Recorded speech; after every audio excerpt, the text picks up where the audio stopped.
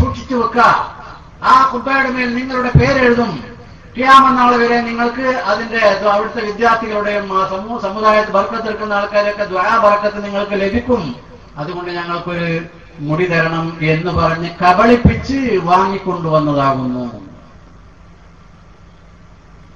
ശുദ്ധമാണ്, തനിച്ചമാണ്.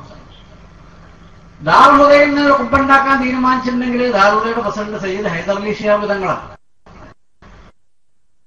നിങ്ങളാരെയും ചോദിച്ചു നോക്കി, അത്രയോ പറയാൻ പറ്റുള്ളൂ. ദാറുൽ ഹുദയുടെ മിനിറ്റ്സിൽ അത് അങ്ങനൊന്നുമില്ല, യോഗത്തിൽ അങ്ങനെ ഒരു തീരുമാനം എടുത്തിട്ടില്ല. പിന്നെ ഹൈദർഅലി ശിഹാബ് തങ്ങളോട് നീ സ്വകാര്യം പറഞ്ഞാൽ നമുക്ക് ഇങ്ങനെ കുബ്ബുണ്ടാക്കാൻ മുടി വാങ്ങി കൊടുത്തിട്ട് എന്ന് പറയണം. ദാറുൽ ഹുദയുടെ വിദ്യാർത്ഥികളെ പറ്റി അവിടെ ഒന്നും പറഞ്ഞിട്ടില്ല, അവരെ ചിത്രം കാണിച്ചു കൊടുത്തിട്ടില്ല, ബിൽഡിങ്ങിന്റെ ഫോട്ടോ കാണിച്ചു കൊടുത്തിട്ടില്ല. ഇവിടെ ഞങ്ങളെ കൂട്ടാക്ക് പറഞ്ഞിട്ടാ. അതുകൊണ്ട് കബളിപ്പിച്ചു കൊണ്ടുവന്നതാണ് എന്ന നതീജക്ക് ആ ആശയത്തിന് ഒരുവിധ നിലനിൽപ്പുമില്ല. നുണ പറയാൻ ഇങ്ങനെ നീളക്കുപ്പായും തലയിക്കെട്ടും വെളുത്ത താടിയേറ്റ് വലിയ താടിയേറ്റ് നടന്നുകൊണ്ട് എന്ത് ചെയ്യാനാണ് നമ്മൾ ആലോചിച്ച് നോക്കേണ്ട വിഷയത്തിന്റെ ഗൗരവം. ഒരു ദീനീ സ്ഥാപനത്തിന്റെ പേരിലാണ് നുണ പറയുന്നത്. ഈ നുണ എന്തിനു പറഞ്ഞു? ഞാൻ വേറെ ആരെയും പറഞ്ഞു നമ്മൾ ആലോചിക്കും. ഇത് പറയാനൊരു കാരണമുണ്ട്. ഞാൻ നേരത്തെ പറഞ്ഞു, ആരെങ്കിലും എന്ന് ചോദിച്ചാൽ മുടി കിട്ടൂല. വലിയ സംഘടനകളോ അല്ലെങ്കിൽ വലിയ വലിയ വലിയ വെയിറ്റുള്ള ആളുകളോ അങ്ങനെയുള്ള ആളുകളൊക്കെ ചോദിച്ചെങ്കിലേ മുടി കിട്ടുള്ളൂ. അപ്പൊ ദാറുൽ ഹുദ അങ്ങനെ ഒരു വലിയ സ്ഥാപനമാണെന്ന് വ്യംഗ്യമായി സമ്മതിച്ചുകൊണ്ട് തന്നെയാണ് ഇയാൾ ഈ സൂത്രം ഒപ്പിച്ചത്. അപ്പൊ ദാറുൽ ഹുദയ്ക്കാണ് വലിയൊരു സ്ഥാപനം, വലിയ 8500 കുട്ടികളൊക്കെ ഉള്ള സ്ഥാപനത്തിലാണല്ലോ അതിനെതിരെ ഇയാൾ മുടി കൊടുത്തു. ദാറുൽ ഹുദയിൽ എന്തിനു പ്രതിയാക്കണം? മുടി സൂക്ഷിച്ചിരിക്കുന്നത് ദാറുൽ ഹുദയിലല്ല. ദാറുൽ ഹുദ ഈ കാര്യങ്ങൾക്ക് വേണ്ടി ഒരാളെ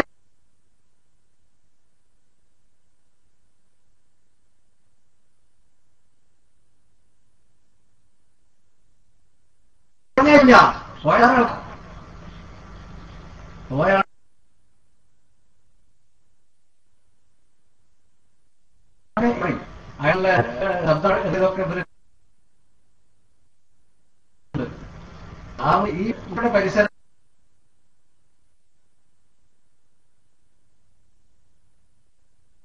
ദാറുൽ ഹുദയെ ഇകഴ്ത്താൻ, ദാറുൽ ഹുദയെ പിന്നെ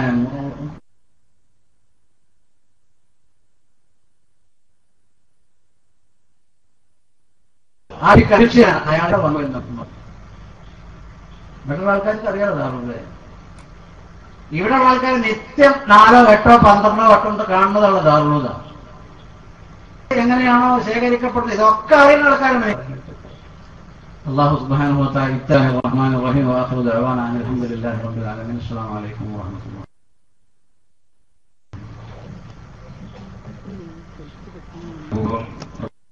പ്രഭാഷണത്തിൽ മുസ്തഫ അഷ്റഫി കുബറി അവരുടെ ആദരപൂർവ്വം പ്രഭാഷണത്തിന് ആവശ്യപ്പെട്ടു.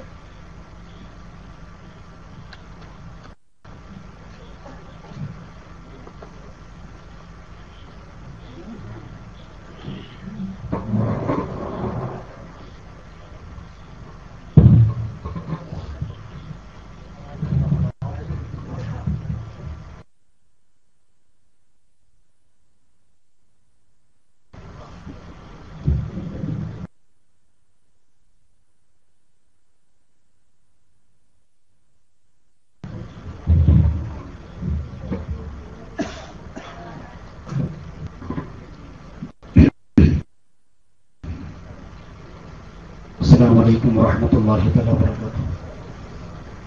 الحمد لله نحمده ونستعينه ونؤمن به ونتوكل عليه. نعوذ بالله من شرور أنفسنا ومن سيئات أعمالنا. من يهده الله فلا مضل له ومن يضلل فلا هادي له. ونشهد أن لا إله إلا الله وحده لا شريك له. ونشهد أن سيدنا محمدا عبده ورسوله ورسله بالهدى ودين الحق ليظهره على الدين كله ولو كره المشركون.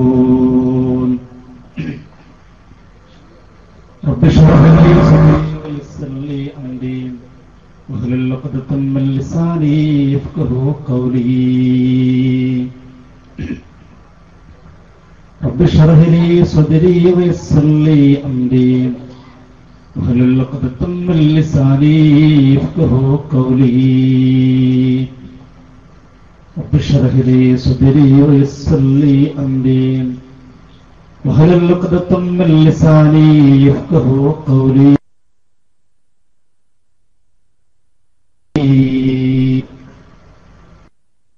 أعوذ بالله من الشيطان الرجيم بسم الله الرحمن الرحيم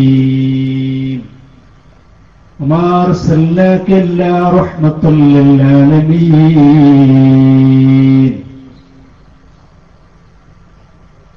يا ربي بالمصطفى بلغ مقاصدنا واغفر لنا ما مضى يا واسع الكرم.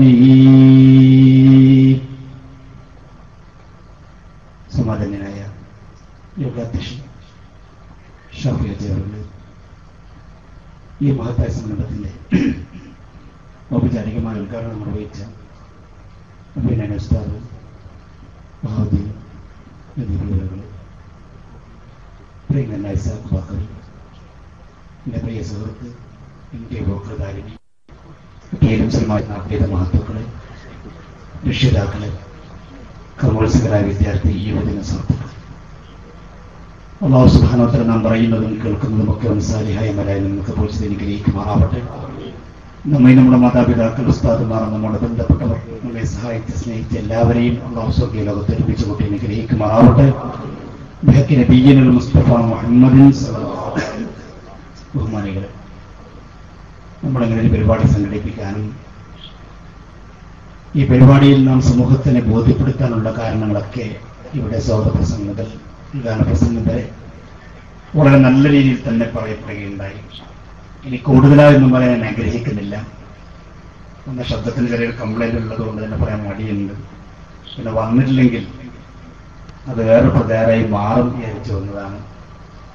അതിലൂടെ പരിപാടി ഏറ്റവും തന്നെ നേരത്തെ ബാധ്യത പറഞ്ഞ പോലെ തന്നെ ഇതന്നെ പരിപാടി ഏറ്റവും വ്യത്യാസം തന്നെ വ്യക്തം വിളിച്ചു വളരെ രൂക്ഷമായ ശൈലിയിൽ വിളിച്ചിട്ട് കുറെ പറഞ്ഞില്ല. ഞാൻ പറഞ്ഞുള്ള പൈസ നേരെ നിങ്ങൾക്ക് സംസാരിക്കാം. പക്ഷെ പ്രാർത്ഥന വാക്കൊന്നല്ല, അത് തന്നെ നല്ല ശുദ്ധ മലയാളങ്ങളാണ്. നമ്മൾ തുടങ്ങിയതന്നെ അങ്ങനെയാണ്. പിന്നെ ലാസ്റ്റ് പറഞ്ഞു ബാക്കി അവിടെ വരുമ്പോൾ കാണിച്ചാൽ കൈകാലൊക്കെ ശരിയാക്കുന്നതാണ്. അവനായിക്കോട്ടെ. അതുകൊണ്ടാണ് ഞാൻ നിർബന്ധമായിട്ടൊന്ന് വന്നത്. അല്ലെങ്കിൽ സത്യത്തിൽ വരാൻ താല്പര്യം ഉണ്ടായിരുന്നില്ല. അങ്ങനെ ഒരു വാക്കുണ്ടാകുമ്പോൾ പിന്നെ അതൊരു വരണ്ടല്ലോ, അവരുടെ ആഗ്രഹം കൂടിയാണത്. അതുകൊണ്ടാണ് സത്യത്തിൽ നിന്ന് വരാൻ താല്പര്യം കാണിച്ചത്. മക്കളുടെ കാര്യങ്ങളൊക്കെ അവിടെ ബഹാദുസ്ഥാൻ വളരെ നല്ല രീതിയിൽ തന്നെ പറയുന്നുണ്ടായി. അതൊന്നൊരു നല്ല ശൈലിയല്ല ഈ ആളുകളെ തെറി പറയുക, ഇങ്ങനെ മോശമായ രീതിയിലുള്ള പ്രതികരണങ്ങൾ. അതൊന്നുമല്ല ഒരു യഥാർത്ഥ സുന്നത്തമായിട്ടുള്ള പ്രവർത്തനം സംബന്ധിച്ചിടത്തോളം വേണ്ടത്. നല്ല രീതിയിൽ പ്രതികരിക്കുക. നമ്മൾ പറയുന്നതിൽ എതിർപ്പുകളുണ്ടെങ്കിൽ വിയോജിപ്പ് ശരി, അതല്ലേ നല്ലത്. ശരിയിലുള്ള പ്രതികരണങ്ങളെ കാണുകയും കേൾക്കുകയും ചെയ്യുമ്പോൾ നേരത്തെ അവിടെ സൂചിപ്പിച്ചതുപോലെ ഇവർക്ക് എന്തൊക്കെയോ സംഭവിച്ചു പോയി, അതല്ലെങ്കിൽ ഇവർ കൊണ്ടുവന്നത് വ്യാജമാണെന്ന് അവർക്ക് തന്നെ ബോധ്യപ്പെട്ടതുകൊണ്ടായിരിക്കാം ഈ രീതിയിലുള്ള പ്രചാരണങ്ങൾ അല്ലെങ്കിൽ ഈ രീതിയിലുള്ള പരിപാടികളൊക്കെ സ്വീകരിക്കുന്നത്. അല്ലാഹു നമ്മളെ കാത്തിരക്ഷിക്കുമാറാവട്ടെ. ഞാൻ വിഷയത്തിൽ കിടക്കാനാണ് ആഗ്രഹിക്കുന്നത്. സ്വാഭാവികമായിട്ടും ഒരുപക്ഷെ ശബ്ദം കേൾക്കുന്ന ചില ആളുകൾക്ക് ചോദിക്കുന്നുണ്ടാകും, എന്തേ അങ്ങനെ മുന്നിനെ കൂടുതൽ അംഗീകരിച്ചാൽ? ഒരുപക്ഷെ അഷ്റഫുൽ ഖൽഖ് മുഹമ്മദ് റസൂലുള്ളാഹി സ്വല്ലല്ലാഹു അലൈഹി വസല്ലം തങ്ങളുടേതായിക്കൂടെ, അതാണ് അംഗീകരിച്ചുകൂടെ എന്നൊക്കെ. എന്തിനാണ് ഈ സനദ് ചോദിക്കുന്നത്? നേരത്തെ ഉസ്താദ് സൂചിപ്പിക്കപ്പെട്ടതുപോലെ ഇവിടെ കൊണ്ടുവന്ന ടീം നമുക്കറിയാം, കേരളത്തിൽ അസത്യം പറഞ്ഞു നടക്കുന്ന, വ്യാജം പറഞ്ഞു നടക്കുന്ന, ഒരു നിലത്തും ഉൾക്കൊള്ളാൻ കഴിയാത്ത, വിശ്വസിക്കാൻ കഴിയാത്ത ആളുകളായപ്പോൾ സ്വാഭാവികമായി നമ്മൾ അവരോട് ചോദിച്ചു, നിങ്ങൾക്ക് എവിടെ നിന്ന് കിട്ടിയ മുടി? ചോദിക്കണം.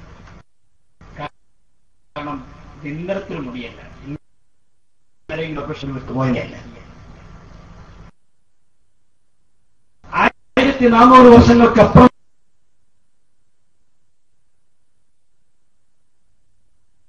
ഒരു മുടിയായവർ ചോദിച്ചു, എവിടെ നിന്ന് ലഭിച്ചു? പറയാമല്ലോ.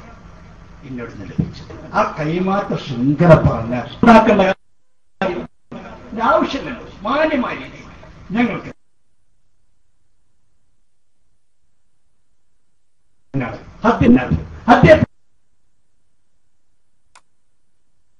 എന്നാണ് കൊടുത്തത് സല്ലല്ലാഹു അലൈഹി വസല്ലമ തങ്ങളിലേക്ക് എത്തുന്ന ആ പരമ്പര എന്ന് പറഞ്ഞ് അതൊന്ന് ബോധ്യപ്പെടുത്തി കഴിഞ്ഞാൽ പ്രശ്നം തീരുമല്ലോ. ഇതല്ലേ നമ്മൾ പറയുന്നുള്ളൂ.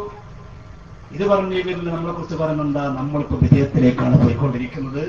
നമ്മളിപ്പോ സക്കരിയ സലാഹിന്റെ പോലെയാണ്, അതല്ലെങ്കിൽ മറ്റു മുജാഹിദുകളെ പോലെയാണ്.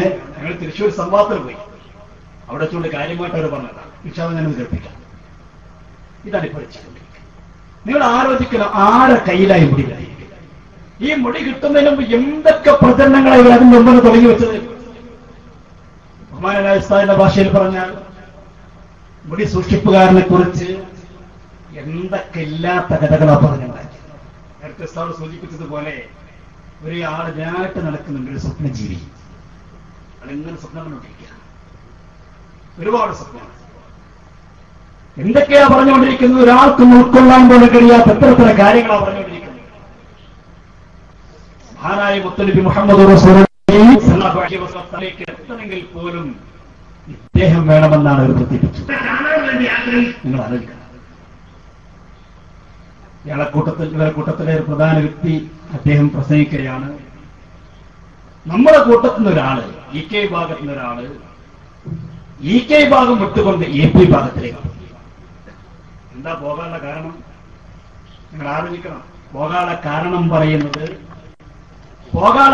പറയുന്നത് ഇയാൾ എപ്പോഴും റസൂലുള്ളാഹി സ്വല്ലല്ലാഹു അലൈഹി വസല്ലം തങ്ങളുടെ സ്വപ്നം കണ്ടുകൊണ്ടിരിക്കുക. റസൂലുള്ളാഹി സ്വപ്നം കാണാൻ വേണ്ടി സലാത്തിൽ കൊണ്ടിരിക്കുക. അപ്പോൾ ഇങ്ങനെ സലാത്തിൽ കാണാം.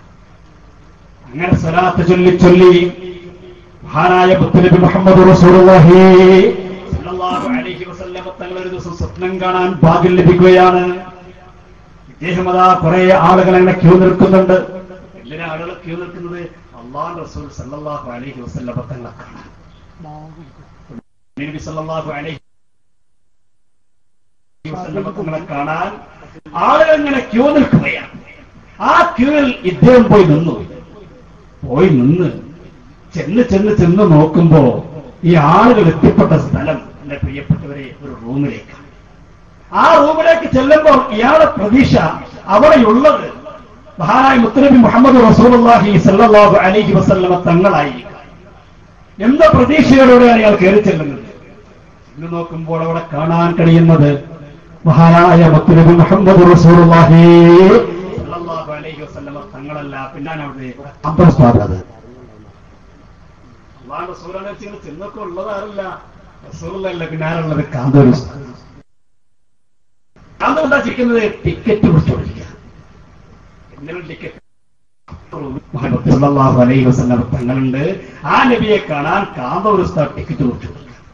അപ്പൊ ഈക്കാരൻ അയാൾക്ക് മനസ്സിലായി, അള്ളാഹുവിന്റെ റസൂലിലേക്ക് എത്താൻ ഇന്ന് ഒരേ ഒരു മാർഗമുള്ളൂ. അത് ഞാൻ നിലകൊള്ളുന്ന ഇ കെ ഗ്രൂപ്പല്ല, മറിച്ച് കാന്തപുരം നേതൃത്വം നൽകുന്ന ഗ്രൂപ്പാണ്. അതോടുകൂടി ഇയാൾ ഗ്രൂപ്പ് വിട്ടു. നമ്മൾ ചോദിച്ച് ഏതാണ് ഇയാള്? നമ്മൾ ഗ്രൂപ്പൊന്ന് വിട്ട ആളാണെങ്കിൽ അയാളെ സ്ഥലം ഒന്ന് പറയോ, ആളെ പേരൊന്ന് പറയോ, നമുക്ക് കാണാലോ. ഈ കഥയൊക്കെ പറയുന്ന കൂട്ടത്തിൽ ആളെ കുറിച്ച് പറഞ്ഞൂടെ? കേൾക്കു നിങ്ങൾ അദ്ദേഹം ആ സ്വപ്നക്കഥ പറയുന്നത്.